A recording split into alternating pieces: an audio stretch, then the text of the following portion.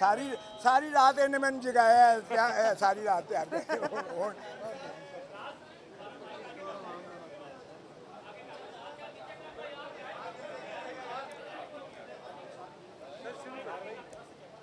آپ جب کون آپ کا لیڈر ہے، جب آپ بتائیں گے تو پھر ہم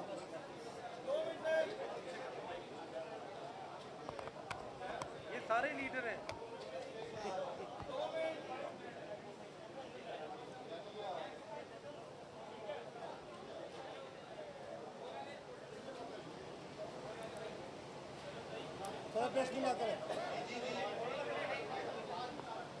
یار یہ رکھنا میم، یہ آپ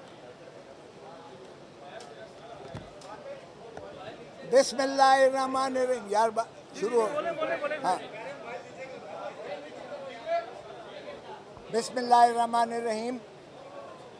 آج ابھی جو ہم کیس فوجی عدالتوں کی تشکیل اور ان پر سویلینز کے مقدمات کے بارے میں جو ہم نے عدالت عظمیٰ سے نالش کی تھی کہ یہ غیر آئینی ہیں اور غیر قانونی ہیں، اس میں آج شروعات 9 ججز کے بینچ سے ہوئی، اور آپ نے دیکھا کہ 2 معزز جج صاحبان نے باوجہ وہ ان کارروائی سے جو ہے اعتراض کیا، اور پھر جج صاحبان نے دوبارہ چیف جسٹس نے باقی اپنے ہمراہی جج صاحبان کی مشاورت کے ساتھ 7 رکنی بینچ دوبارہ تشکیل دی۔ تو یہ ابہام نہیں ہونا چاہیے اب کہ 9 تھے، 9 سے 7 کیسے بن گئے، تو یہ 7 رکنی بینچ ہی اب یہ سن رہا ہے، اور یہ بینچ کی تشکیل 9 ہوئی ہے۔ خدا را پھر 9 اور 7 کا نہ شروع ہو جائیں، کیونکہ یہ سپریم کورٹ ہے، اور سپریم کورٹ کے جج صاحبان نے، جس میں جسٹس منصور علی شاہ صاحب بھی شامل ہیں، جس میں جسٹس یحییٰ افریدی صاحب بھی شامل ہیں، اعجاز الحسن صاحب بھی شامل ہیں، جسٹس منیب اختر صاحب بھی شامل ہیں، مظاہر علی اکبر نقوی صاحب بھی شامل ہیں، اور عائشہ ملک صاحبہ بھی شامل ہیں۔ یہ 7 ججز پر مشتمل، باقی 6 جج یہاں نہیں ہیں، لاہور میں نہیں، اسلام آباد میں نہیں ہیں، ورنہ ہماری استدعا تھی کہ فل کورٹ بیٹھے، یعنی 15 کے 15 جج صاحبان سنیں۔ ہم نہیں چاہتے تھے کہ پھر یہ ہے 7-3 7-5 3-2 اس کی کوئی ابہام رہ جائے۔ سو بہرکیف اگر 2 سینئر جج صاحبان نے اپنی مرضی سے، یہ نہیں کہ ان کو جو ہے کسی نے مانے کیا، بلکہ چیف جسٹس صاحب نے سبھی کو بلایا، اس لیے یہ فل کورٹ ہی سمجھیں کہ یہ فل کورٹ ہی ہے جو آج کیس سن رہی ہے۔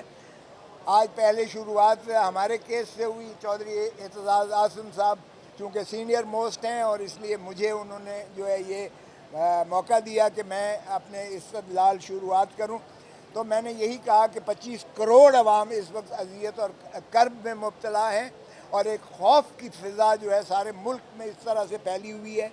آپ نے سنا جج صاحب نے بعد میں، چیف جسٹس صاحب نے آخر میں یہ بھی کہا، اور اٹارنی جنرل نے تسلیم کیا کہ اگر وکلاء کو جو ہے ہراس کیا جا رہا ہے، عزیر بھنڈاری کو اٹھا لیا گیا 4-6 گھنٹے، میرے گھر پر حملہ ہوا، وہ بھی چیف صاحب نے ذکر کیا، اگرچہ میں نہیں چاہتا تھا کہ وہ ذکر ہو۔ میں نے یہ ضرور شکایت کی کہ دیکھیں، میں اٹارنی جنرل ہوتے ہوئے، سینئر موسٹ وکیل ہوتے ہوئے، میں اپنا پرچہ نہیں درج کروا سکا۔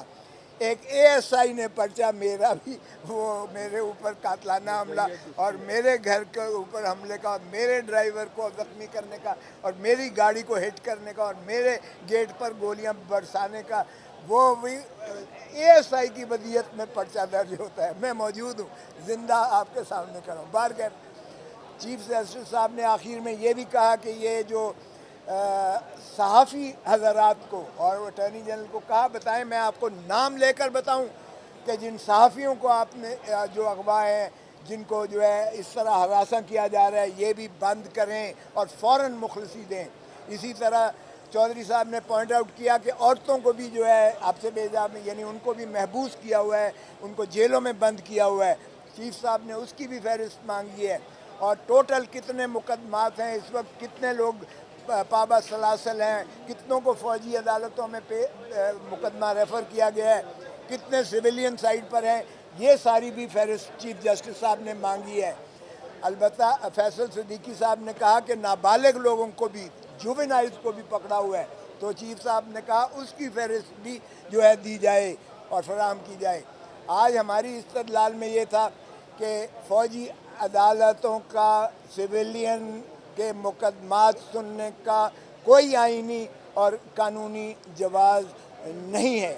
इस पर हमने सेर हासिल, न सिर्फ ये कि बल्कि वो ख़ुद आयशा मलिक साहबा ने कहा कि ये कैसे कमांडर जो है आकर एडमिनिस्ट्रेटिव अकाउंटेबिलिटी कोर्ट को दरख्वास्त देकर और वो बिना अपने माइंड अप्लाई किए हुए उन्होंने उनकी कस्टडी उनकी जो है मुल्ज़मान की वो फ़ौजियों के हवाले कर दी और गिल्टी का लफ्ज़ लिखा हुआ था। और मैंने जब कोर कमांडर्स की वो सुनाई प्रेस ब्रीफिंग, और जब फॉर्मेशन कमांडर्स जो पाकिस्तान के सारे उससे भी ज़्यादा इहाता करता है ISPR की प्रेस रिलीज़ जो है बताई, और वहाँ उन्होंने लिखा था नाकाबिल शवाहिद जिनको तरदीद जिनकी नहीं की जा सकती है हमारे पास मुयस्सर है, मौजूद हैं, और ये गुनहगार हैं, इनको मिलिट्री कोर्ट्स में जो है कैफर किरदार तक। तो उसके बाद कोई वजह रह जाती है कि एक कर्नल जो है या एक फ़ौजी अदालत उस कोर कमांडर्स की या आर्मी चीफ के या फॉर्मेशन कमांडर्स के उस डेक्लरेशन को जो उन्होंने फ़ैसला ही गुनहगार का और नाकाबिल तरदीद शवाहिद का और ये कह दिया कि सबूत मौजूद हैं। तो आज की इस्तदलाल सुनने के बाद चीफ जस्टिस साहब ने, मैंने अर्ज़ किया जो आपने, उन्होंने अबूरी चीज़ें जो अटॉर्नी जनरल साहब को बुलाकर कहा और उनसे पूछा, हमने कहा कि स्टे कर दीजिएगा क्योंकि ये सूरत के साथ जो है इस तरह से फ़ैसले कर देते हैं और फिर आप कहेंगे कि ये पास्ट एंड क्लोज ट्रांजैक्शन हो गया है, जिस तरह महरम अली केस में हुआ या लियाकत अली के केस में हुआ, लियाकत हुसैन के। चीफ जस्टिस साहब ने अटॉर्नी जनरल से पूछा और उन्होंने कहा कि अभी कोई केस जो है समाप्त नहीं हो रही है। तो इस पर उन्होंने कल के लिए तारीख़ दी है और कल अब बाकी वकला को भी सुनेंगे। हमारी जो है उन्होंने कहा है कि 9:30 बजे कल शुरू करेंगे और इसको जितनी जल्दी से जल्दी इसको निपटाएंगे क्योंकि ये अवाम और नास के बुनियादी हकूक़ का मसला है जिसमें फ़ौजी अदालतों का क़याम ये दोहरे पैरेलल जुडिशल सिस्टम के मुतसादिम है, ये बुनियादी हकूक़ को जो है ज़ब्त देता है, ये due process of law article 10A की नफ़ी करता है, ये बैनुल अक़वामी क़वानीन की भी नफ़ी करता है जिसका मैंने उन्हें हवाला दिया और कल उनको किताबचा भी दूंगा जिसमें दुनिया में हमारी जो है रुसवाई हो रही है कि फ़ौजी अदालतें इंसाफ तो क्या इंसाफ का कत्ल कर रही हैं। तो इसलिए चौधरी साहब से मैं अर्ज़ करूँगा कि बाकी है आप। अस्सलाम वालेकुम। मैं आ जाओ। हाँ सही बात, इधर ही ठीक है वो मैं सिर्फ इधर करीब ठीक है। मैं सिर्फ ये अर्ज़ करना चाहता हूँ कि आज जो सबसे बड़ी कामयाबी हमारी है, आप देखें कि हमने 9 जजेस जो फुल कोर्ट था, इफ़ेक्टिवली फुल कोर्ट था, क्योंकि बाकी जजेस अवेलेबल नहीं है, वो हमने बनवा दिया। अब ये बड़ी, हमें तो इसकी बहुत इत्मीनान था, फैसला इधर का हो उधर का हो।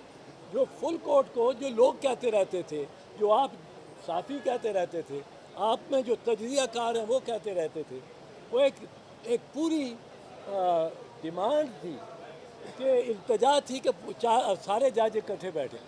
आज वो हो सका। अब उसमें ज़रा हमें इस बात पे कुछ बीच में टेस्ट अच्छी नहीं रही कि 2 जज साहबान ने, सीनियर तरीन जज साहबान ने इस बेंच से उठ के चले जाना मुनासिब समझा।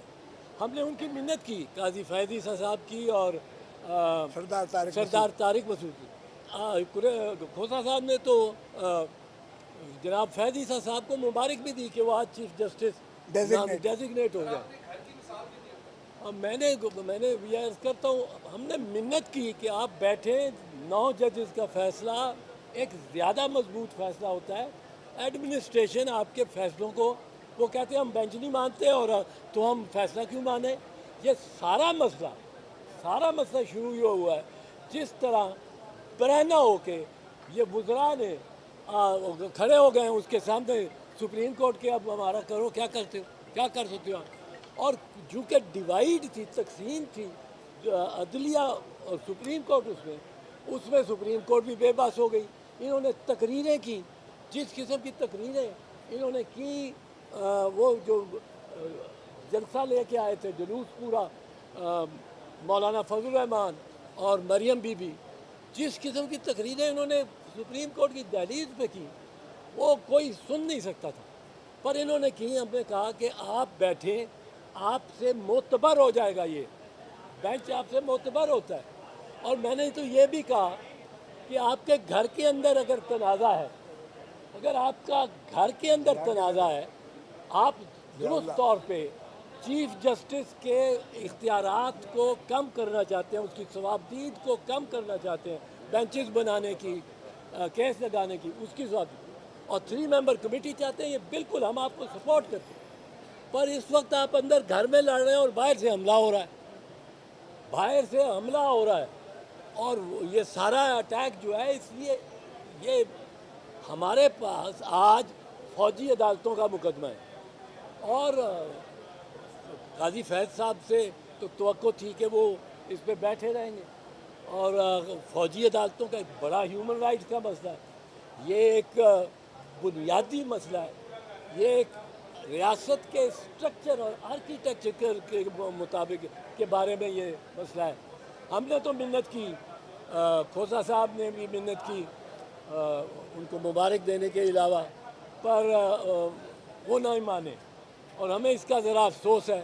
ہم مان جاتے، 9 جج بیٹھے ہوتے، 9 ججز میں سے ہماری چاہے اقلیت نکلے، کیونکہ یہ دونوں جج طارق مسعود صاحب اور فائز عیسیٰ صاحب تو سمجھے جاتے ہیں عرف عام میں کہ یہ چیف جسٹس کے خلاف ہیں. میں اور کھوسا ہم چیف جسٹس کو طاقتور دیکھنا چاہتے ہیں، بیرونی عناصر کے مطابق.